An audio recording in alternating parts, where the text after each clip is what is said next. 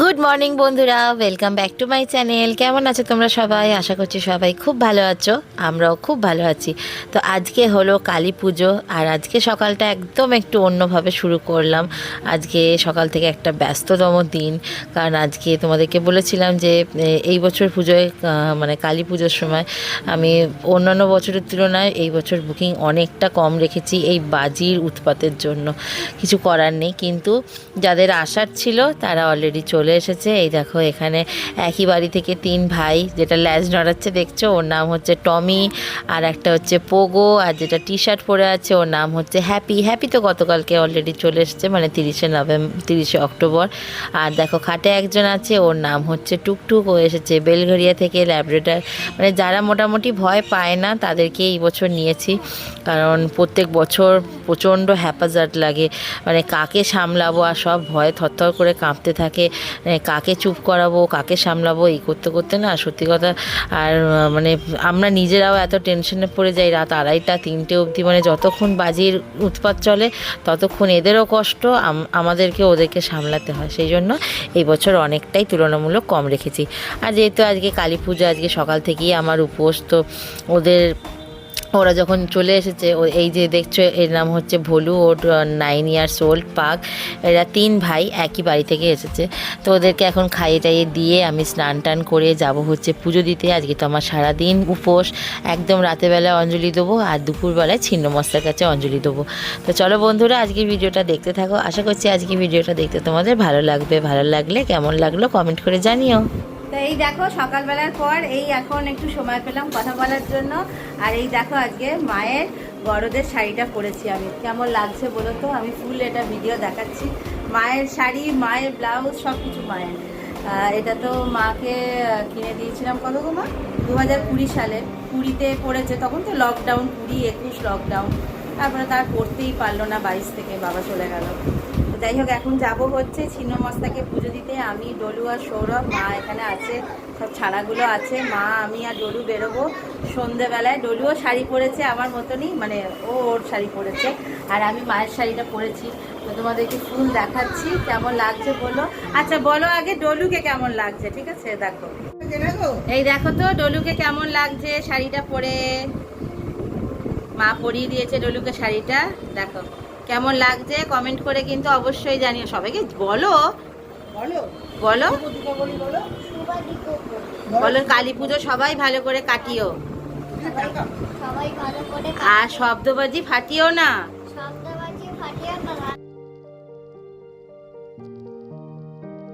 তা এখন বাজে হচ্ছে 11:45 মতো। তো এখন আমি, ডলু আর সৌরভ যাচ্ছি হচ্ছে ছিন্নমস্তার কাছে পুজোটা দিয়ে দেবো, দিয়ে তারপরে আমি বাড়ি আসবো, ওদের সবাইকে খাইয়ে তারপরে আবার যাব হচ্ছে আমি অঞ্জলি দিতে। তো চলো এখন আগে গিয়ে পুজোটা দিয়ে আসি।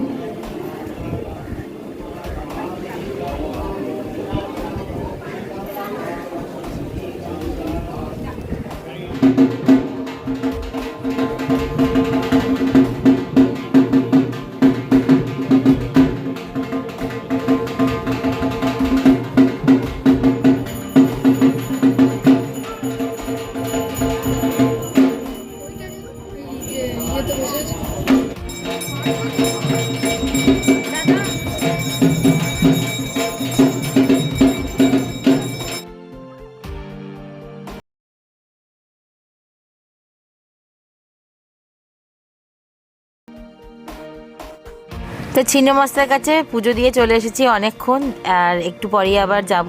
দেখো এখানে রেডি হয়ে গেছি, বাড়ি এলাম, সব বাচ্চাগুলোকে খাওয়ালাম, ডলুকে খাইয়ে দিলাম, ডলুকে সব কিছু করে এবার আমি একা বেরোবো। একা মানে সৌরভ আমাকে দিয়ে তারপরে চলে আসবে, কারণ যেহেতু ছিন্নমস্তার অঞ্জলিটা একটু দেরিতে হয়, মানে 2:30-3টে নাগাদ, তো অসুবিধা নেই। এবার আমি বেরোচ্ছি, আর এখন বাজে হচ্ছে 1:45 মতো।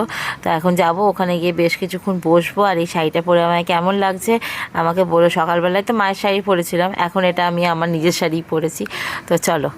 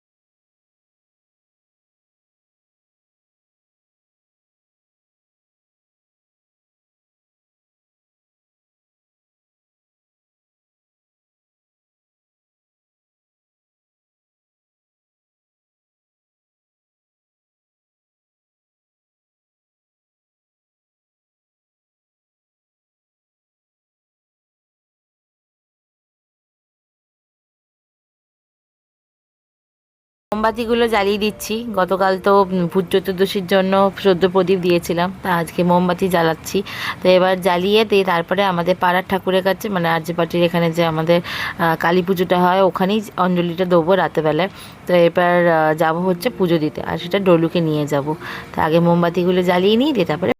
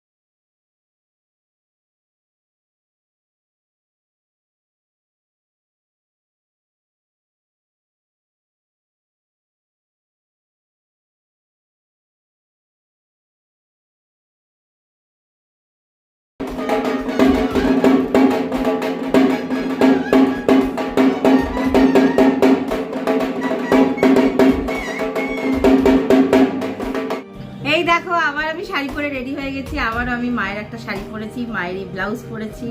তো এখন বাজে হচ্ছে 9:30। বাবা আর ভাল লাগছে না, এবার আমি ডেড টায়ার্ড। উফ, সারাদিন যা গেল না। আর এই এতগুলো ছানাপোনাকে সব খাইয়েটাই দিয়ে এখন আমি যাচ্ছি, এবার অঞ্জলি দেবো। এই জাস্ট কিছুক্ষণ আগে ফোন করলো, পুজো বসেছে, মানে অঞ্জলি দিতে সেই 12টা। এখানে অঞ্জলি দেবো। এই দেখো এটা মায়ের শাড়ি, কেমন হয়েছে শাড়িটা জানিও তো। আমার আর সকালবেলা যে গরদের শাড়িটা পরেছিলাম, ভাবলাম যে ওইটাই পরে যাব, কিন্তু দেখলাম যে না, ওইটা আর পরে যেতে পারবো না। ওটা যতই হালকা লাইট ওয়েট হোক না কেন, কিন্তু সব থেকে লাইট ওয়েট মানে মনে হচ্ছে এইটা। জাস্ট এখন একটু টাচ আপ, একটু কেমন লাগছে বলো তো শাড়িটা। ওই জাস্ট একটু হারটারগুলো পরবো শাড়িটা। আর এই হচ্ছে শাড়ির আঁচলটা, এটা প্রিয় গোপাল বিষয় থেকে কেনা হয়েছিল। জাস্ট একটু একটু ছোট্ট করে একটু সাজুগুজু করবো, ব্যাস দিয়ে চলে যাবো। আর আমি একাই যাব, কারণ এতগুলো ছানা আছে তো, ওদেরকে ছেড়ে সৌরভ যেতে পারবে না। দেখাই যাক কি হয়, কতক্ষণে শেষ হয় ভগবানই জানে, আমি তো বুঝতে পারছি না। দাঁড়াও, রেডি হয়ে তোমাদেরকে দেখাচ্ছি। তো এই দেখো রেডি হয়ে গেছি, আর কেমন লাগছে অবশ্যই কিন্তু কমেন্ট করে জানিও। ডলুকে ডিনার করিয়ে দিয়েছি, ও খুব বায়না করছিল যে আমার সাথে যাবে, কিন্তু ও ওখানে গেলে বোর হয়ে যাবে। আমি বললাম যে এখন আর যাস না বাবা, আমি এখন একা চলে যাই, বাবা থাকুক, বাবা আছে, ঘুমিয়ে পড়িস। আর ও আজকে ফার্স্ট টাইম আমাকে ছাড়া ঘুমাবে, জানি না ঘুমাবে কি না বা কতক্ষণ টাইম লাগবে ওর ঘুমাতে, কিন্তু কি করব। সেই 2015-তে যখন বিয়ে হয় আমার, 15-16 2 বছর পর পর এরকম রাত জেগে ঠাকুরের কাছে অঞ্জলি দিয়েছিলাম। তারপরে মাঝে বেশ কিছু বছর আর সুযোগ হয়ে ওঠেনি এত ছানাপোনার জন্য। তো যাই হোক, এই বছরে আমি সৌরভকে বললাম তুমি তাহলে ওদেরকে দেখো, আমি গিয়ে চট করে আগে অঞ্জলিটা দিয়ে আসি। আর এখন বাজে হচ্ছে 9:30, তো চলো আগে গিয়ে অঞ্জলিটা দিয়ে আসি।